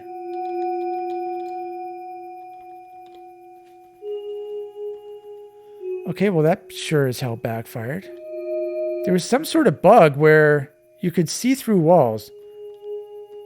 And the reason is because you can see the walls are dark, but there's a sector. So it's just the walls are dark, but everything else is light. And the light part, the sector actually goes up. The ceiling goes up very high, like to 16,384. And apparently, I think that's some sort of bug where if you're like on the edge of a sector that has a difference in like sector in ceiling height or something of a specific amount, then you can like see through walls. I've experienced this as well on my one of my Drown in Blood maps for Tom 19, and it did the same thing. But I don't know, maybe they fixed that in a Pure Plus, in this Pure Plus version, because initially when I made Your Mom, it was on an older version of Pure Plus. So unfortunately, that really backfired on me. But there was a cool feature. That was a cool feature. If you don't believe me, get an older version of Pure Plus, see if it works. But anyway, let's read some of these. So Mindless Fun, 5 stars. I don't know who did this, but apparently this guy liked it. But yeah, what I wanted to say, so all the hallways, the maze looks like that. Like that. And then you get over here. You get right here, and then there's a cyber demon here, and then there's basically like the icon of sin. So Doom 2 map 30, how it looks with the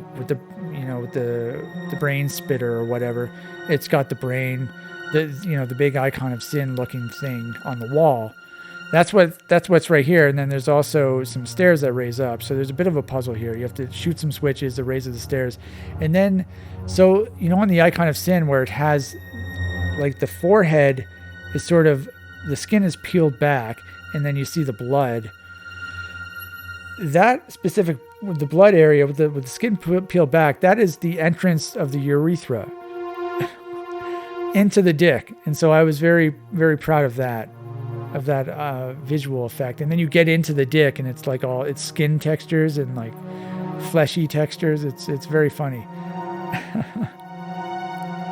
Okay, so let's read some of these reviews. So we have 5 stars, Mindless Fun. We have 1 star, shit. Okay. Apparently he didn't like it. 1 star, I can't believe you rated your own piece of shit 5 stars again, you fucking shithead. I did not rate it 5 stars, by the way. This was not me. I think that was the only 5-star rating.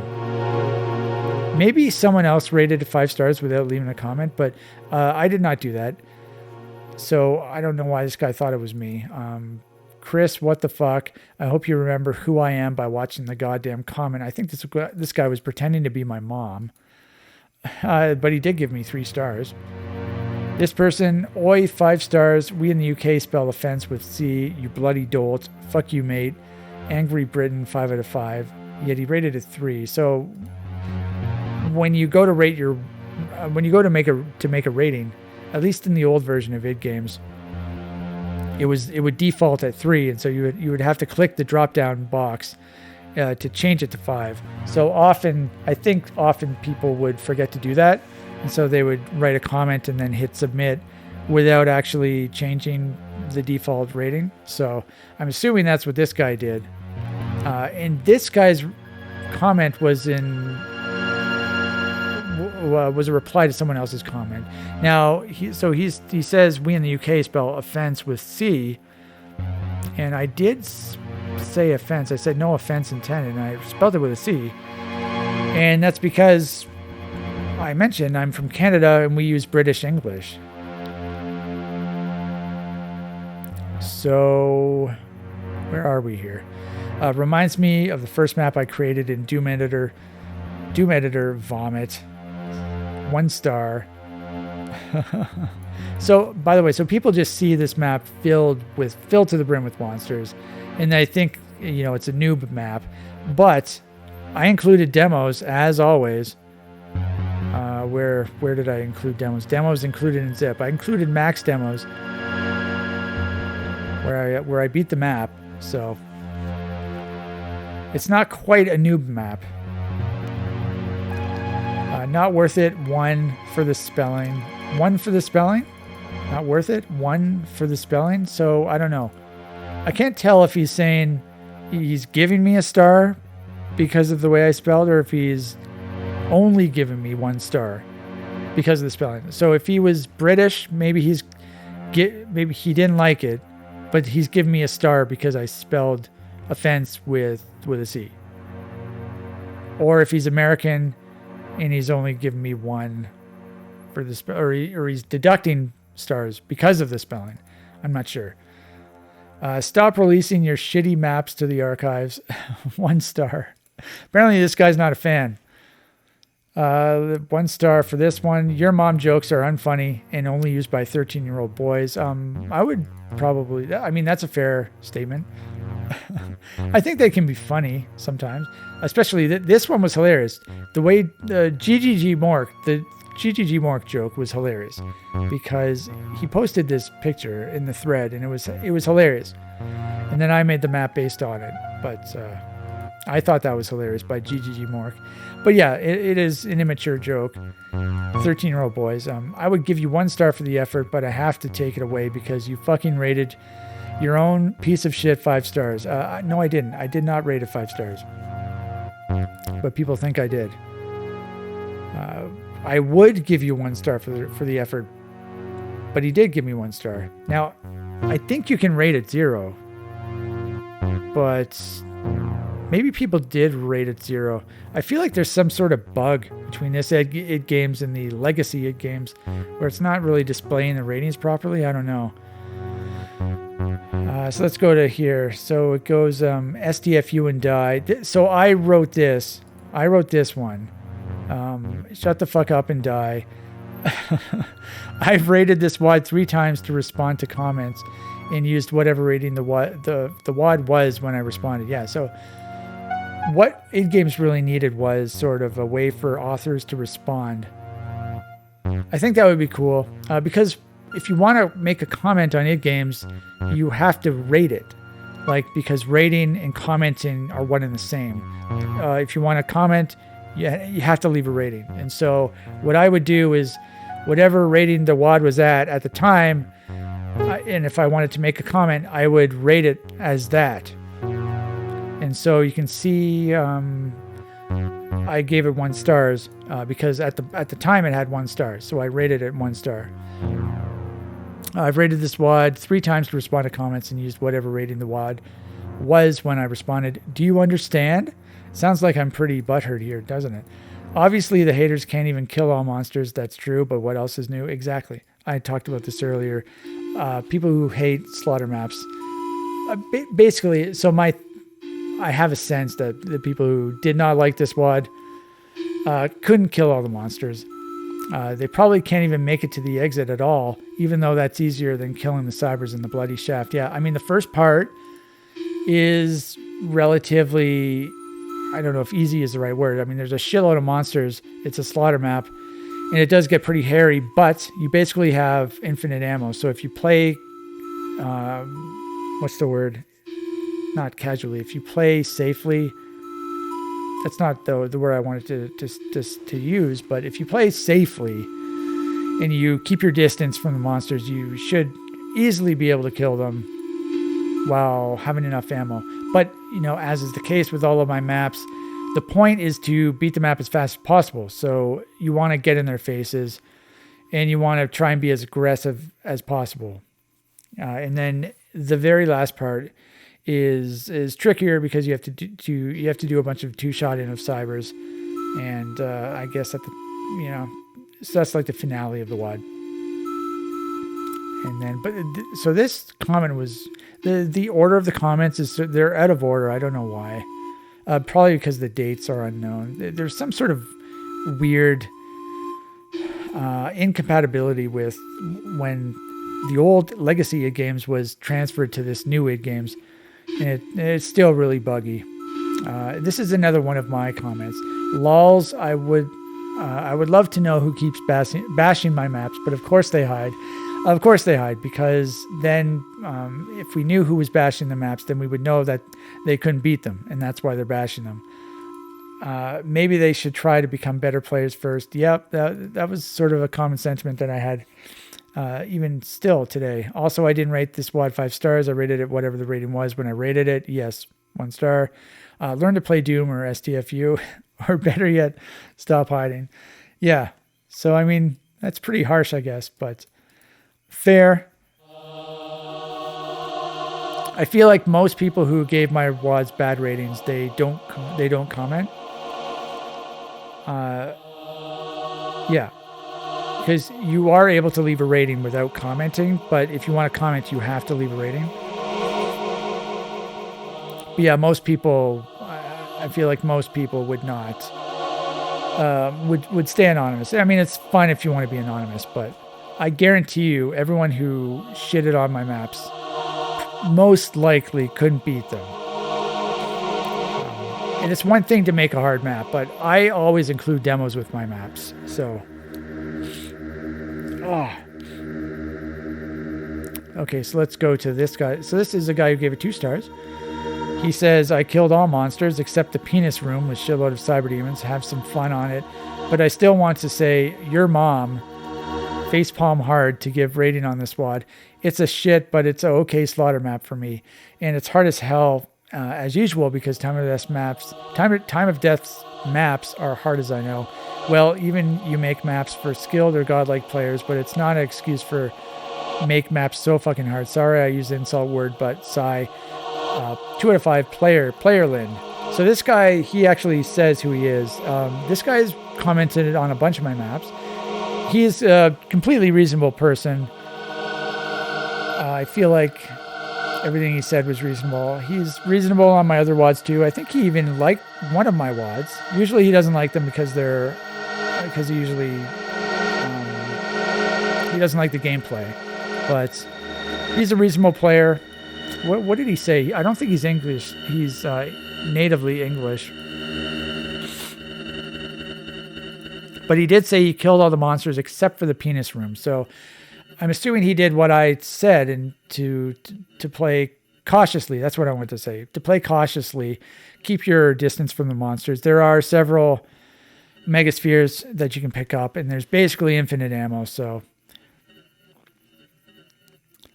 1 star, and then he does the frowny face. What kind of face is that? It's like, I don't know if it's a frown or if it's like disgusted face. I don't know what that is. A waste of space in the archives, and you spelled offense wrong. Wrong on both counts, buddy. Offense with an S is the American spelling. Offense with a C is the British spelling, and Canada uses the British spelling. So, owned. Pwned. And a waste of space in the archives. No. You can't say that's a waste of space because of the simple fact that there's of the dick. And in the basic premise of the WOD, where it started off, I think I screwed up by not including the link to the thread in the text file description, but I did put the title pic. You got your title pic of the actual image. I mean, when do you ever see that? And what other WOD has like the icon of sin, the bloody skin pulled back on the forehead of the icon of sin that leads into a urethra inside of a dick? And like, what other WOD lets you go inside of a dick? I mean, I think this is a pretty monumental WOD, to be honest. This is a notable WOD. You should play this WOD. You should definitely play this WOD. I would rate this WOD 5 stars. Is he joking? No, I would rate it 5 stars. Yeah. I mean, there's a shitload of monsters, by the way, and I think you can beat it under 11 minutes or under 12 minutes. I forget, but you can beat it relatively quickly. 3 stars. It is kind of fun. Thank you. I mean, granted, it was based off of the title pic, so the layout was already sort of laid out for me. And so my idea was to just clog it full of enemies, and then you get to the dick. So like this part is sort of, the entrance to the dick. So the beginning part, the lead up to the dick, to getting inside the dick. And then this one is 1 star. According to the internet, this is me again. According to the internet, I didn't spell offense wrong. Yeah, because whenever I spell certain words, I always have to double check on the internet to see exactly how to spell it. I know you can spell it multiple ways, but I want to know if there's a difference between the different ways. Because I know offense, like no offense, that's a word. But if you want to say offense, as in offense or defense, that's a different word. I don't know if they're spelled differently. And if you're saying no offense, or if you're talking about offense as in like an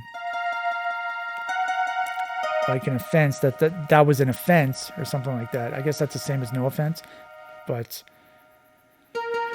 not a waste of space. The archive needs a WAD where the entrance to a bloody urethra is shown is through the icon of Sin's bloody opening in his forehead. I just literally just said that.